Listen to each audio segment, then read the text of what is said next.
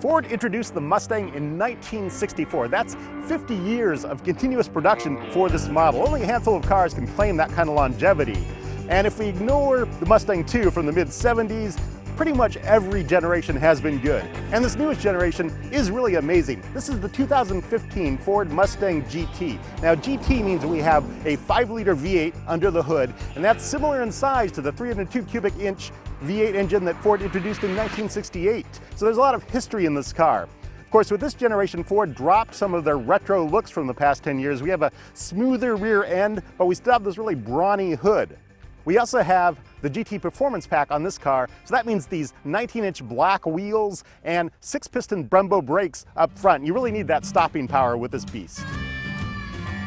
We've got these optional Recaro seats in the cabin here. They have these big bolsters on the side. That makes getting in and out a little difficult, and if you're anything more than an average build, these are going to be uncomfortable. You're not really going to fit very well. You'll want the standard seats. These are also manually adjustable, not power adjustable. On the stack here, we have the switch gear, which looks metal, it's plastic, but it looks good. It fits the performance character of this car. We also have a white engine start button. That also looks pretty cool. Plus the 6-speed manual shifter, really brawny shifter, very mechanical feeling and looking. Ford emphasizes the performance character of this car. Even on the speedometer, it says ground speed, as if this car is gonna take flight. You don't want it to do that. And in the center display, we have what's called track apps. Amongst all the trip computer options and stuff like that, I can control the track apps with these buttons on the left side of the steering wheel. That gives us things like acceleration timer, so you can measure your 0 to 60, braking performance. You can even activate launch control from this panel here.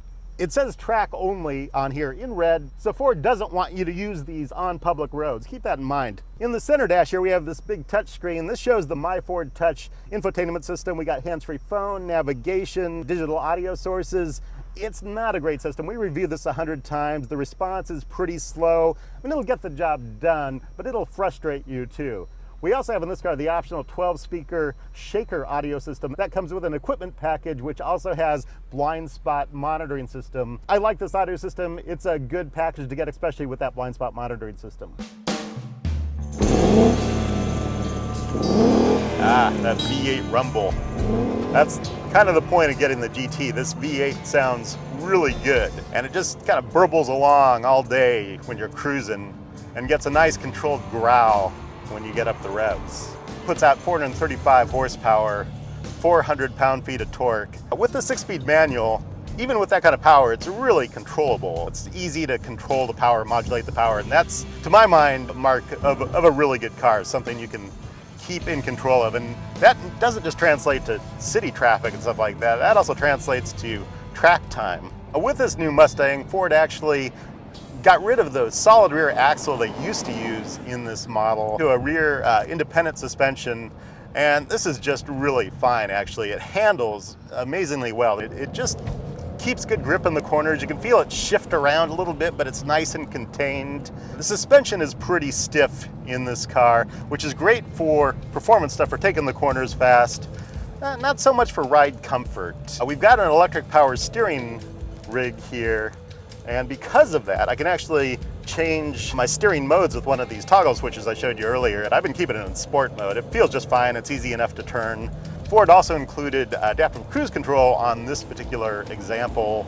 Not a great thing to have with a manual transmission, because as soon as you hit the clutch, it disengages cruise control and then you're back controlling the speed yourself. So that's really something that works much better with an automatic transmission, which we don't have with this car.